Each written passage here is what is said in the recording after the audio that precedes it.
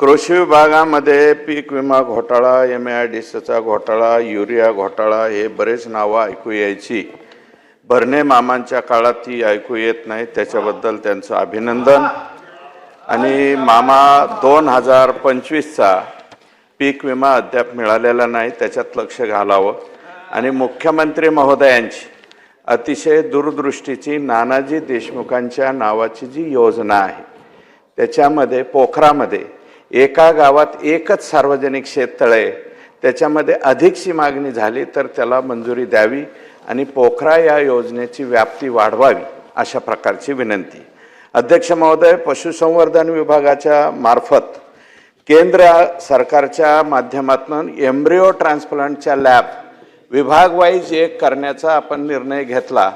यापैकी माननीय मंत्री महोदयांना माझी विनंती आहे की या एम्ब्रिओ ट्रान्सप्लांट लॅबपैकी किती लॅब चालू झालेले आहेत, नागपूर, अमरावती, पुणे, संभाजीनगर, वेगवेगळ्या ज्या 6 आहेत त्यापैकी किती चालू झाल्या, त्याच्यामध्ये अशा प्रकारची विनंती आहे.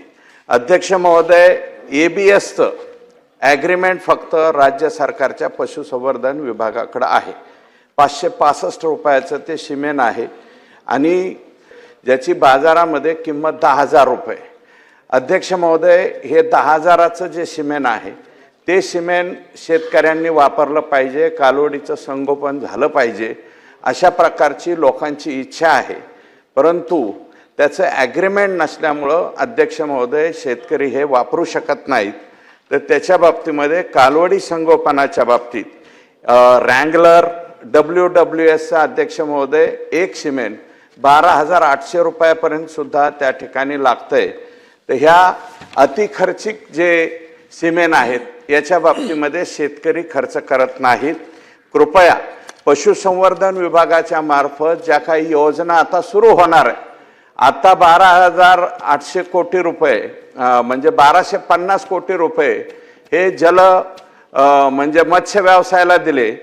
तसं या ठिकाणी आम्हाला कळतंय अध्यक्ष महोदय की आजपर्यंत कधी झाली नाही एवढी तरतूद पशुसंवर्धन विभागाला होणार आहे. परंतु याच्यामध्ये अध्यक्ष महोदय पंजाबमध्ये, तामिळनाडूमध्ये कालवडीचं संगोपन हे आता 13व्या पिढीपर्यंत गेलेलं आहे.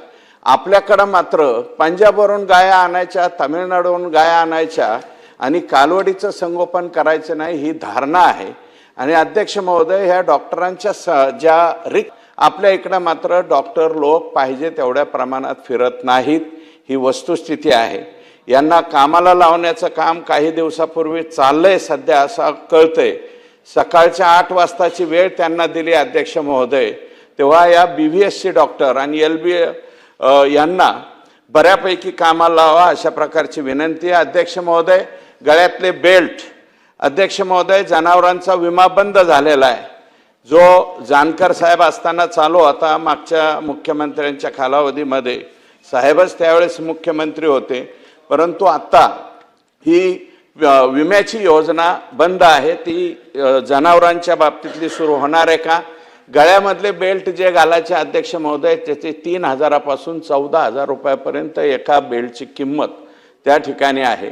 पशुसंवर्धन विभाग म्हणजे ज्याच्यामुळं जनावराचं आरोग्य, त्याच्यामुळं योग्य लागवडीची तारीख आणि वेळ ही कळू शकते. या बेल्टच्या बाबतीमध्ये सरकार काही करणार आहे का?